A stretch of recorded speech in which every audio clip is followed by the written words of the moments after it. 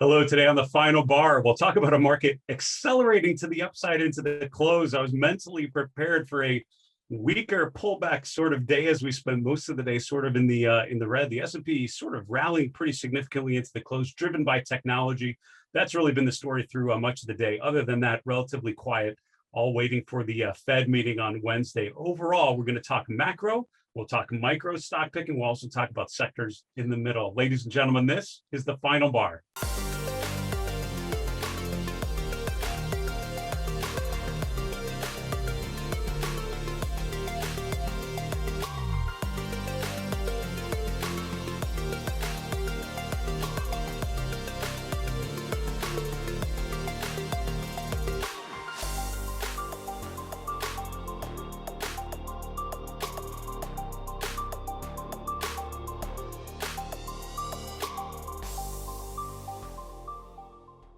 Hello, everyone. Welcome to the final bar. I'm your host, Dave Keller. I'm the chief market strategist here at StockCharts.com in a cloudy Redmond, Washington. Thanks for joining us every weekday after the close as we focus on the message that the markets themselves can provide. We focus on price, and related to price, we focus on breadth and sentiment. We're thinking about the investment process, thinking about the macro point of view from a technical perspective. That's the order of operations in my mind, starting with price.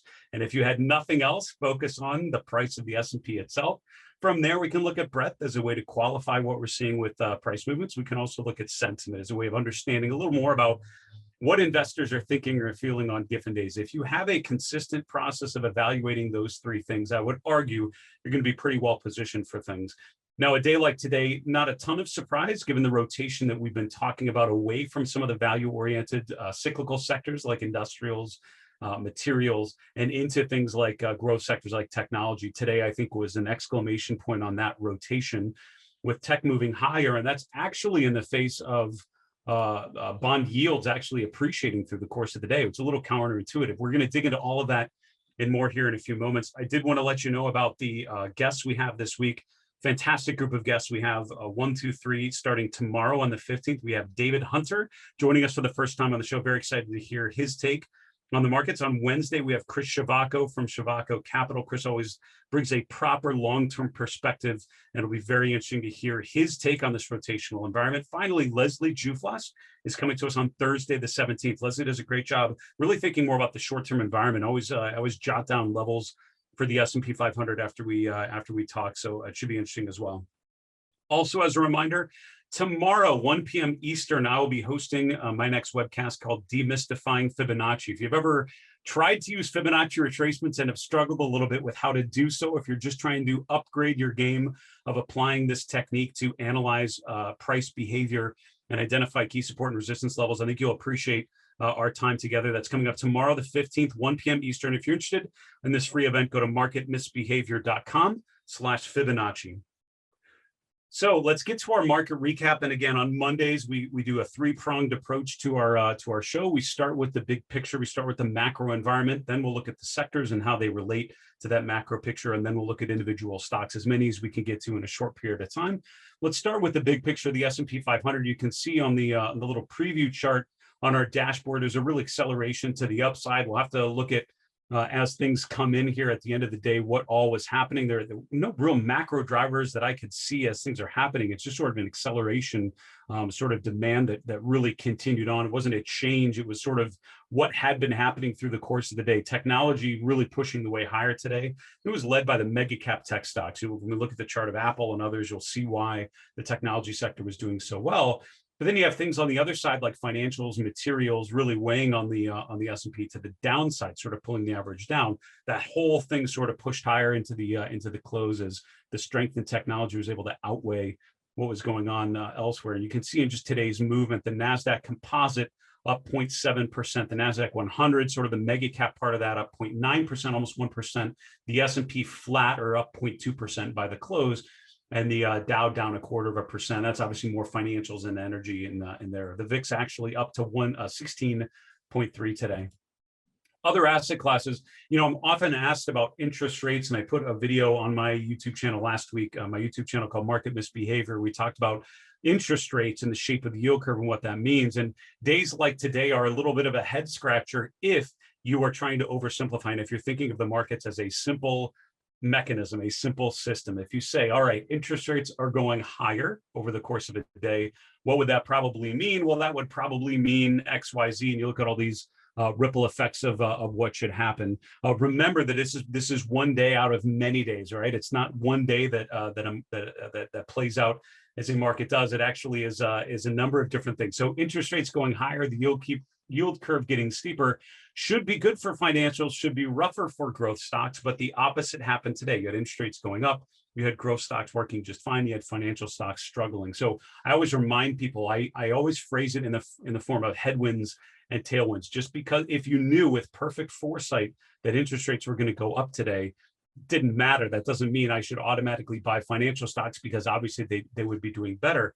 Those are trends, those are headwinds and tailwinds, but different things can happen on any day. And I think this is part of a larger rotation away from value and into growth, at the very least in the short term here. And we're seeing that play out. So don't focus too much on one-to-one relationships. Remember, it's a mosaic with lots of different moving parts, and think about how they're all related to each other. So 10-year yield settling in around 1.5%, as all was said and done here. In the TLT, which we usually use, down 0.8%. The dollar essentially flat.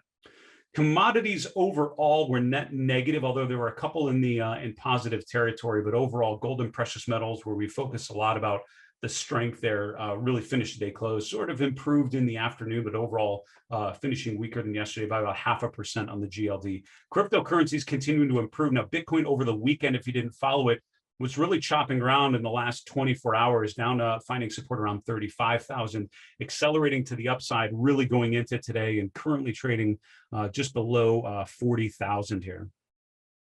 Let's look at a couple charts of the big picture, macro environment. If you missed Friday's show, I'd encourage you to go back and watch that. It's always good focus on the Mindful Investor Live chart list, which is a lot of deep dives into price and breadth and sentiment, really focused on the equity markets. Today, we'll talk about some of the other asset classes as well, but the S&P making a new closing high, it was certainly not looking like that was going to happen. Most of this happened in the last hour of trading, with a huge swing to the upside, and accelerating up to close around 42.55. So overall, clearly the trend in stocks is higher on a day like today, very much driven by the growth trade. If your question is, can the market go higher without the value space and with the growth stocks leading it? Clearly that can happen on a day like today. You can see evidence of that being able to happen. The strength in mega cap tech and communication names can certainly outweigh some weakness, some pullbacks in some of the cyclical sectors that we've been talking about. Let's look at some of the other asset classes here very quickly. One of the key charts we talked about last week, the chart of interest rates, right? The 10-year yield breaking down, the TLT bond prices breaking out, the yield curve flattening, which is the spread between 2s and 10s rolling over. And I think, to be honest with you, I think that's the main chart that I'm keeping in mind when I think about a rotation away from something like financials. And when we get to our stock selection portion of the show here at the end, we'll hopefully get to a couple of the regional banks charts like Huntington Bank Shares, Key, Fifth Third, all breaking down through support, all testing or breaking 50-day moving averages. That's what you would expect given the weakness in the flattening of the yield curve, right? That's sort of a classic relationship that seems to be playing out very, very well. I think that's one of the charts that I will be having in my mind here in the coming days and weeks as I think about the Fed and I think about how investors react to whatever the Fed is going to say this week, where they talk about maybe changing or implying some sort of change in their policy decisions here at some point in the future. The question is going to be how that impacts that curve. And overall, you're seeing so far the expectations are lower rates and certainly in weakness, relative weakness in things like financials. The dollar, as I mentioned, not much of a movement today. Here we're looking at the UUP, the dollar ETF. You could look at the dollar index as well. And to be honest with you, when you look further back, you should be using the dollar index. Let's do that. When you're looking at the dollar, it's bouncing off of a relatively low level. It wasn't much change today. That'll be updated here in a little bit, but it's really bouncing off of all-time lows, really long-term lows here. And the low in January was a significant one. We're actually back down there. In the future, that could end up being this perfect example of a double bottoming pattern as the dollar index bottoms out around 89.50 this time and then continues to push higher from here. Again, not much improvement today, but that potential rotation from a downtrend to an uptrend would certainly be an interesting change. You've seen a lot of global markets do very, very well, given the weaker dollar, to be honest with you. It'll be interesting to see if you continue to see a rotation higher there. Finally, we just need to finish up here with cryptocurrencies, then we need to get to our discussion of sectors. Overall, I've been talking about how the path of least resistance with cryptocurrencies is down. That may have changed here over the weekend, because what I'm seeing now is this sort of consolidation phase. And certainly if you take a trend line using the recent lows from late May and from early June, you can see we've now broken above that with the strength that we saw Sunday into Monday's trading today. For me, I would want to see a rotation back above Fibonacci resistance, which had been support on the way down. Getting back above that sort of 42,000 level, I think, would be a key indication that there's enough demand to push Bitcoin higher. At this point, it's obviously very headline driven and super speculative, as it will be, I think, for the foreseeable future. So it's all about how the market is reacting to headlines and tweets and all of the above. For me, it's all about the staying power, which means getting above key support levels or key resistance levels on the way up, holding support levels on the way down. So far, it held 30,000 on the way back down, held this Fibonacci support line last week. And now the question is, does it have enough to get out of this range and break to new swing highs? 42,000 would be the line in the sand for me, indicating enough demand, potentially returning Bitcoin back to a bullish phase. Let's move on to our next segment called sector setups. We talk about the big picture again. The market's moving higher, driven by growth names, particularly technology and communication stocks. Question 2, how are sectors relating to this big picture? When we look at the daily RRG, which is where we're going to start here today. And again, this is Julius de Kempener's beautiful visualization looking at the 11 S&P sectors, how they rotate around the S&P in the middle. If you don't understand this methodology, we really can never get into enough detail to probably do it justice. If you look at his show, Sector Spotlight, it does a great job every week of using this methodology and explaining the mechanics behind it. But generally speaking, sectors tend to rotate in a clockwise manner. Generally speaking, over to the right and heading up, sort of heading northeast, so what I call the direction of improvement.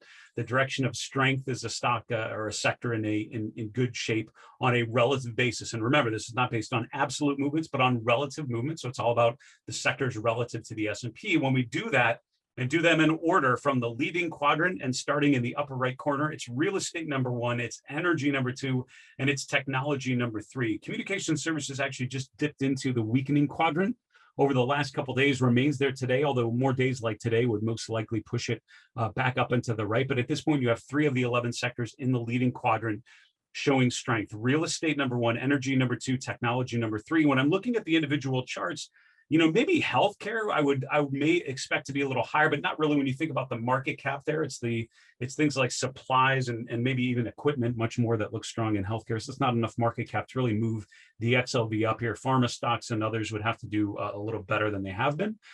So overall, those are your sectors that are performing well on a relative basis. What's underperforming? Look at all these things heading southwest. It's things like financials, very near to digging into the lagging quadrant.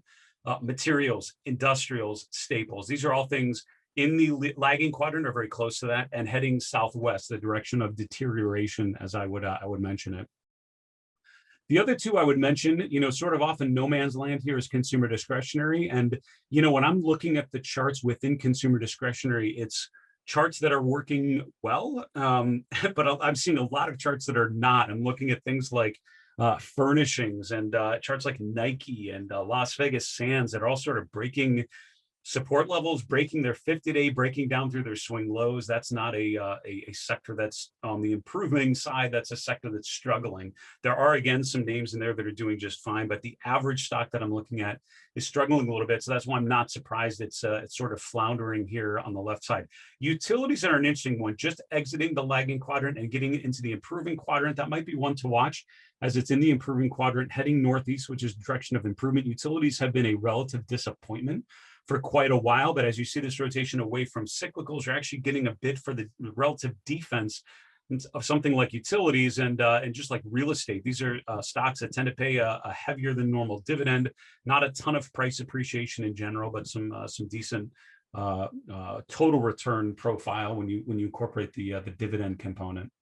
Let's look at the 11 S&P sectors using the candle glance function. This is where we can look at all 11 charts together, and then we have the S&P on the bottom right, and we can see how these patterns are starting to relate to one another. You know, when you look at the real estate sector being in the upper right corner, being the strongest of the 11, when you look at the candle glance page, it stands out to me as one of the few sectors that just kind of heading up and to the right in a consistent trend. We've talked about the XLRE and the IYR, sort of the two most liquid real estate ETFs that I follow. You see how the trend has been overall very constructive. You can see the outperformance that's really been much of 2021 has seen this relative line go higher.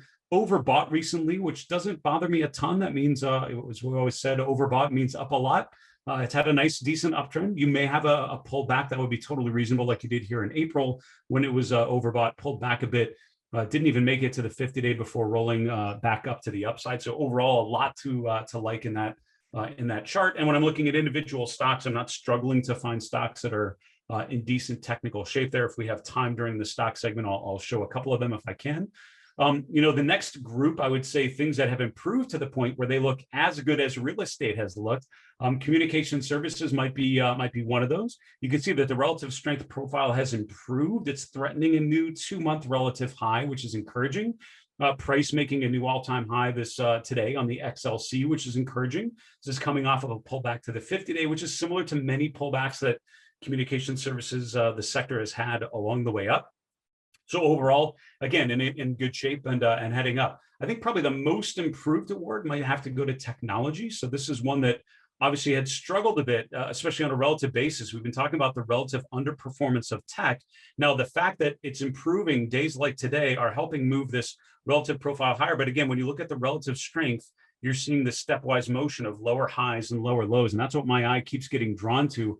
I would want to see a higher low that has some substance to it. Maybe we've seen that in the last week or two, where we had a pullback to the 50-day and rotating back up. But while other sectors like real estate and others have held the 50-day moving average on pullbacks, technology did not. That's where we saw a lot of charts that started to look relatively weak, especially like semiconductors and others that had been very, very strong and started to struggle a bit. I'm looking at this trend line, which is similar to the trend line in the S&P 500. You know, that line holds, and overall the trend is in pretty good shape, which tells you we're now back to testing all-time highs this week. If you see further strength and growth, which I think we will, you'll see the XLK go on to new highs. There are plenty of things to be concerned about, by the way. And before we take a quick break, I would point out materials, industrials, usually two sectors that are now pulling back. You can see the relative strength has come off. They're testing their 50-day moving averages. The question, do those hold? And if not, it might be a bit more of a protracted, pullback corrective phase for those two previous leadership sectors. We need to take a quick break. We'll be back with my next segment, Shifting Stocks. We'll see you in a minute.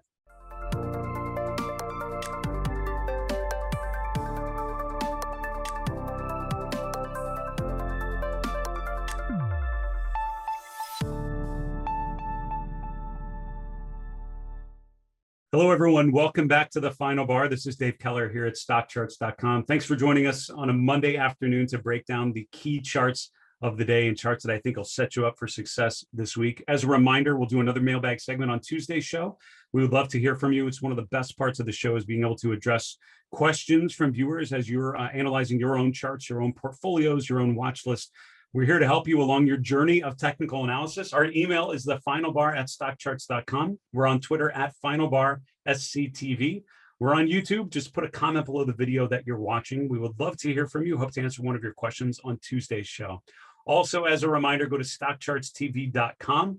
Use your email, set up a free account. You can watch immediately all of our great content, our fabulous hosts, our wonderful guests, both on our website and also on demand on all of the platforms, all of your devices, Apple TV, Roku, etc. We're there. Just search for Stock Charts TV on demand. Our next segment today is called Shifting Stocks. This completes our our three-pronged approach on Monday, starting with the big picture, the macro environment, strength in stocks going to new all-time highs again today on the strength, the acceleration into the close.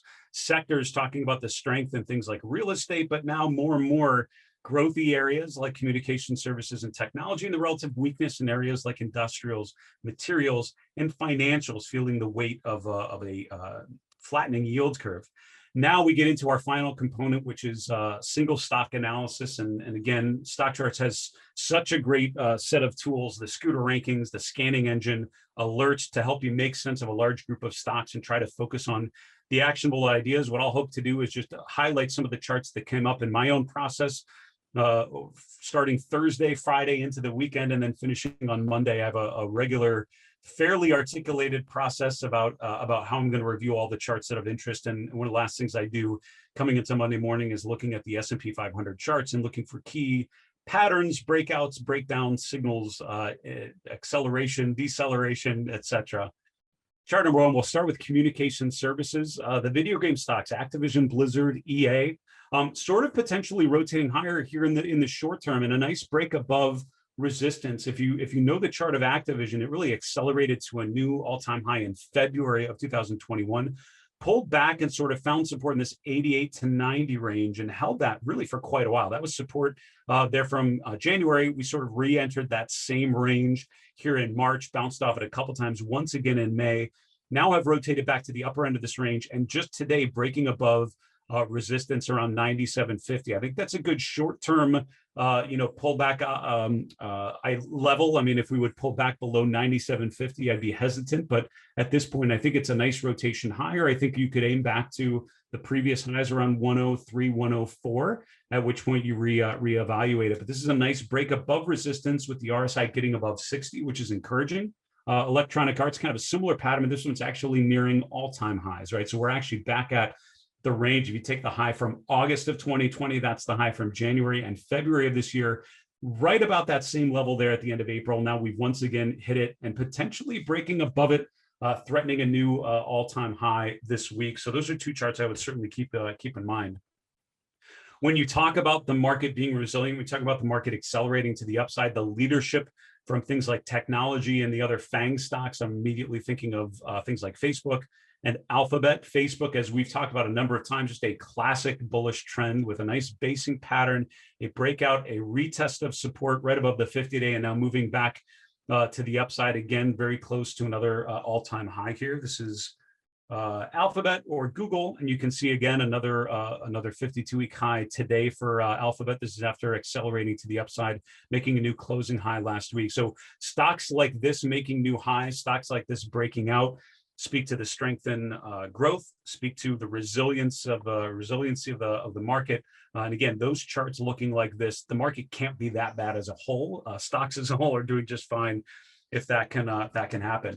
Now, you also have within the FANG stock sort of the underperformers within the FANGs, and Netflix is probably a good example. That Amazon, another one. These are stocks that have been more range bound, and I think Netflix is a little less ideal, obviously, than some of these other charts. It's been a more of a range-bound chart. You really have gotten absolutely nothing for owning Netflix since last July. We're right back where we were last year at the 4th of July holiday. We're right around this exact level. So it's been a zero, right? It's been a no gain, no loss in your portfolio. And this is during a time, if you think of this last year, look at how much other stocks have done well. And that's why the relative strength has just been so underwhelming for Netflix. And this is arguably, I mean, you see the big run higher sort of in the early pandemic days. And then from there, it was sort of all these other stocks starting to catch up and do well. And Netflix had sort of already had its gains, registered its gains, and then has not been able to meet expectations otherwise. I think the most telling move on Netflix was this blow off high here in January, a gap up, breaking to new all-time highs. It felt like that was going to go to 1,000, and that's been it. That's been the high water mark so far. And now it's been more on the disappointing side. Getting above 500 would be a nice first start, because that would get us above the 200-day moving average, also the 50-day moving average. But overall, this is one of the less impressive FANG stocks for sure. When I'm looking at consumer discretionary, to be honest with you, there are a lot of less attractive charts, and it covers the gamut. Things like Under Armour come to mind. This is a stock that's back below its 50-day, breaking down through support around 21 here that we've had for a couple months, sort of breaking down through that today. The RSI just getting below 40. So while it's not completely broken yet, it's certainly not showing signs of strength right now. It's certainly way more distributive. And the problem for consumer discretionary, there are a lot of charts like that. You have Newell Brands, NWL, breaking down through its 50-day moving average. Whirlpool, WHR, broke down through its 50-day last week. It's sort of continuing on that downward course Today, Nike, sort of a Pacific Northwest company, breaking down through its 200-day moving average, not really following through just yet, but overall, again, it's just in a position of weakness back below its 200-day when most stocks are nowhere near their 200-day.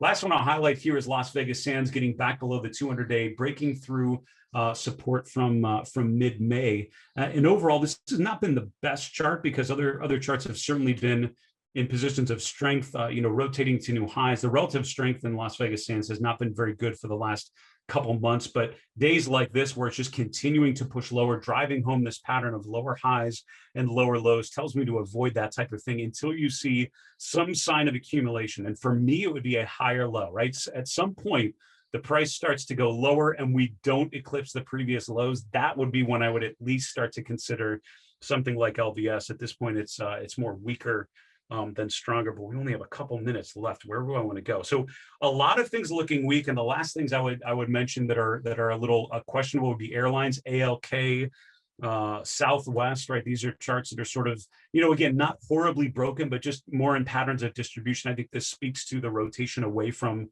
cyclical sectors and into other things. So where are things going? What is actually starting to work? First group I would highlight would be in healthcare, and it's really focused on a couple groups. It's not everything in healthcare, but it's particularly medical equipment. That would be stocks like ISRG bouncing off its 50-day in the last week. What else was I looking at? Not MTD.